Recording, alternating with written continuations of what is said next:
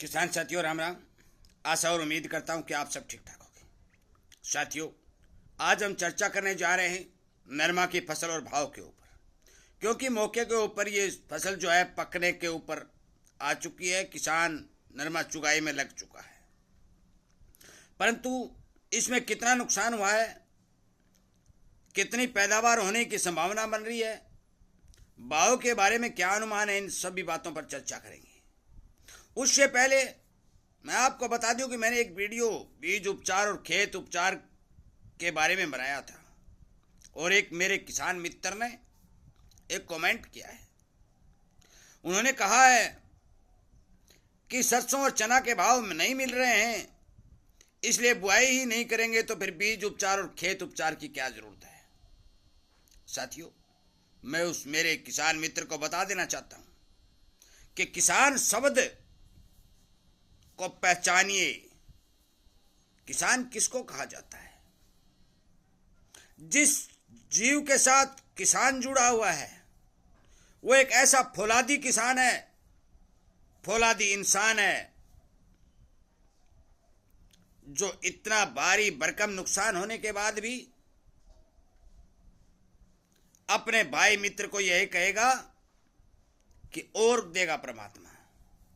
दूसरी बात, इस फौलादी इंसान के साथ हजारों हजारों प्रकार के जीव जुड़े हुए हैं।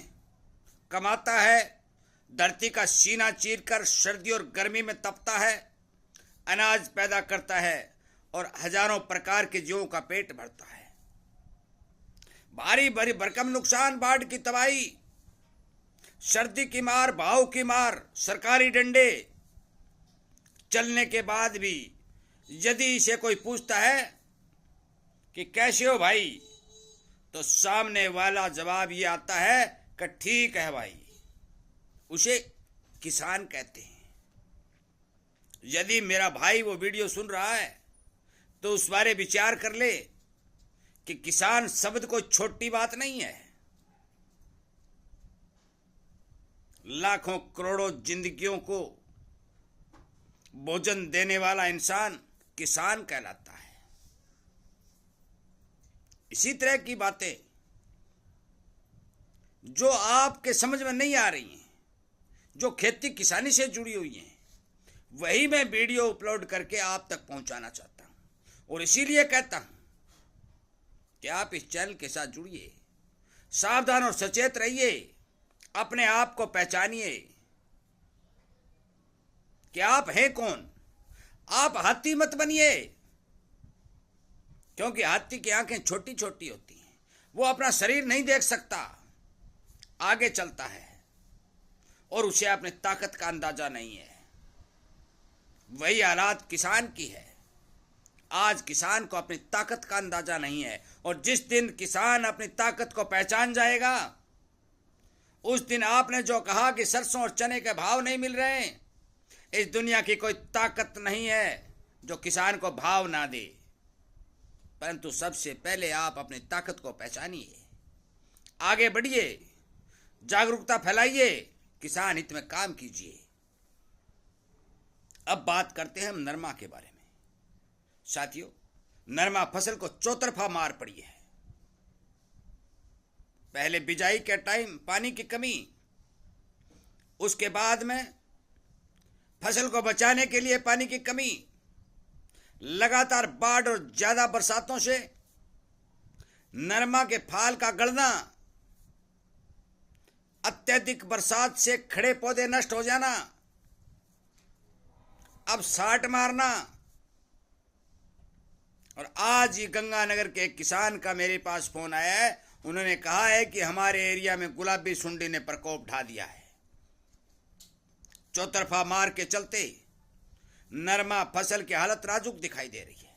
बीकानेर के किसान ने अपने क्षेत्र का वीडियो बनाकर भेजा था, और मैं हर बार आपसे भी निवेदन प्रार्थना करता हूं कि आप जिस भी क्षेत्र में रह रहे हो, आप किसान हो, 7-8 मिनट का संपूर्ण वीडियो बनाइए, अपने क्षेत्र का नाम बताइए, अपना खुद का नाम बताइए, नरमा फसल का नष्ट होता हाल दिखाइए और इस मेरे पास भेज दीजिए।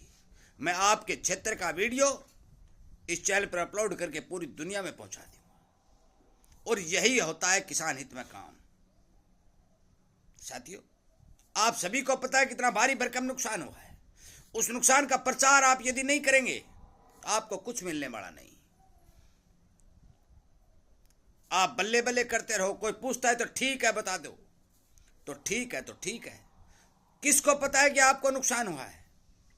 आप अपनी आवाज उठाएंगे, आप अपने खेत के वीडियो बना बना कर सोशल मीडिया पर डालेंगे, तब जाकर दुनिया को पता चलेगा कि वास्तविकता क्या है।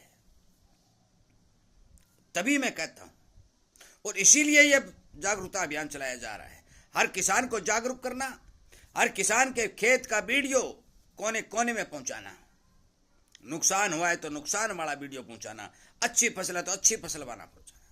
अच्छी वैरायटी यदि किसी किसान ने कोई तैयार कर रखी है, उस वैरायटी के बारे में किसानों को जानकारी देना वीडियो के माध्यम से। और कम से कम 7-8 मिनट का वीडियो बना करके, सुंदर वीडियो बना करके आप मेरे पास भेज सकते हो। मैंने मेरे नंबर 98-130-78-943 दे रखे हैं। पर तो साथियों, नरमा की फसल की हालत बेहद कमजोर दिखाई दे रही है। अब मौके के ऊपर नमी के नाम पर भाव को 200-400 रुपए दबाया जा रहा है। सरकार को इस बात का पहले से ही अंदाजा था और सरकार ने इस अनुमान के चलते दिसंबर तक फ्री ड्यूटी आयात को खोल दिया था, क्योंकि सरकार को इस बात का पता था। और मैंने एक वीडियो में बताया भी था कि तमिलनाडु में जो बैठक श्रीमान शिवराज जी चौहान कृषि मंत्री भारत सरकार के साथ हुई थी, विशेषज्ञों ने जो अनुमान दिया था वो बेहद कम उत्पादन का अनुमान दिया था। और उसके चलते सरकार ने फ्री ड्यूटी आयात जो रुई का विदेशों से था वो 30 सितंबर से बढ़ा करके 30 दिसंबर कर दिया था, ताकि सिलिंग मिल वालों को किसी प्रकार के कॉटन के धागे के रूप में जो रुई चाहिए थी उसकी कमी महसूस न हो। साथियों, मैं बता दूं, अब की बार भारत का कॉटन का उत्पादन बेहद और भारी मात्रा में घटने जा रहा है, क्योंकि बिजाई ऑलरेडी घट चुकी है। मैंने बताया अभी 94 लाख हेक्टेयर बिजाई नरमा कपास की हुई है। उसका भारी भरकम क्षेत्र खत्म हो चुका है।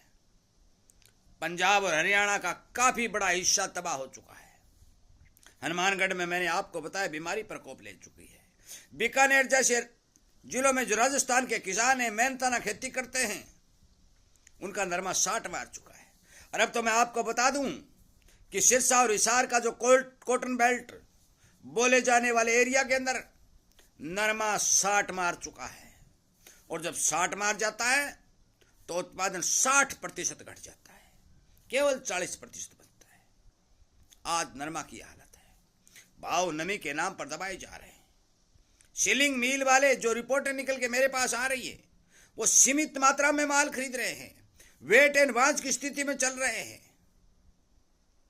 और जो ही फसल आएगी उसके आकलन के हिसाब से फसल की खरीदी बढ़ा दी जाएगी। पर तो साथियों, अभी सरकार एमएसपी पर खरीद करने के लिए तैयार नहीं है, क्योंकि नमी का हवाला देकर के बहुत लंबे समय बाद सरकार खरीदी शुरू करने जा रही है। सरकार खरीदी करेगी, लंबे समय बाद करेगी, जिससे भाव के मामले में किसान को नुकसान होगा। मैं आपको बता दूं, उत्पादन बेहद कमजोर है। विदेशों से आने वाला सामान जो भारत के अंदर पहुंच रहा है उसकी संख्या लगातार बढ़ती जा रही है। पर तो फिर भी कल और आज के 2 दिन के अंदर रुई के भाव में मजबूती दिखाई दे रही है। इस मजबूती के चलते अनुमान लगाए जाते हैं कि बेहद कम उत्पादन के होने से बेहद ज्यादा नरमा में नुकसान होने के कारण हो सकता है कि जो अनुमान पहले भाव ज्यादा से ज्यादा गिरने के लगाए गए थे वो अनुमान गलत साबित हो जाए और किसान को ठीक भाव मिले। क्योंकि पहले जो अनुमान लगाए जा रहे थे बम्पर पैदावार के लगाए जा रहे थे, विदेशों से ज्यादा आयात के लगाए जा रहे थे, तो मान के चलो कि किसान को भाव मिलने की उम्मीद नहीं थी। परंतु अब जो सुनेरियो सामने आ रहा है, धीरे धीरे जो सीजन आगे बढ़ रहा है, तो साथियों भारी भरकम मंदे के चांस खत्म होते जा रहे हैं। जो भी रिपोर्ट मेरे पास आएगी वीडियो के माध्यम से पहुंचा दी जाएगी। जैसा भी जो आकलन होगा वो बता दिया जाएगा। बाजार की जानकारी मेरा काम आप तक पहुंचाना है। बेचना, रखना, आगे बढ़ना, ये सारा का सारा आपका काम है। मैं ना किसी को बेचने की कहता हूं तो ना किसी को रखने की कहता हूं, परंतु बाजार की एक एक बात किसान तक पहुंचाने की पुरजोर कोशिश करता हूं। साथियों, इन्हीं बातों के साथ वीडियो को विराम देता हूं और उम्मीद करता हूं कि आप जरूर इस बारे गौर करेंगे और यह भी प्रार्थना करता हूं